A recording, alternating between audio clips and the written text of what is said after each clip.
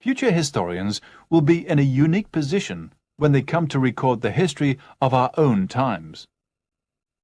They will hardly know which facts to select from the great mass of evidence that steadily accumulates.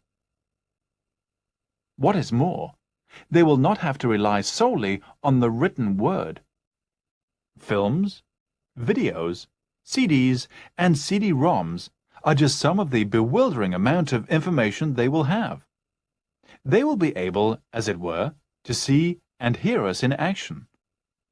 But the historian, attempting to reconstruct the distant past, is always faced with a difficult task. He has to deduce what he can from the few scanty clues available. Even seemingly insignificant remains can shed interesting light on the history of early man.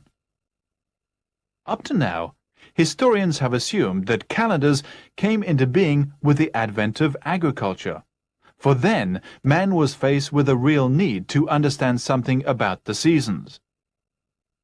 Recent scientific evidence seems to indicate that this assumption is incorrect. Historians have long been puzzled by dots, lines, and symbols which have been engraved on walls, bones, and the ivory tusks of mammoths. The nomads who made these markings lived by hunting and fishing during the last ice age, which began at about 35,000 BC and ended about 10,000 BC. By correlating markings made in various parts of the world, historians have been able to read this difficult code. They have found that it is connected with the passage of days and the phases of the moon. It is, in fact, a primitive type of calendar. It has long been known that the hunting scenes depicted on walls were not simply a form of artistic expression. They had a definite meaning, for they were as near as early man could get to writing.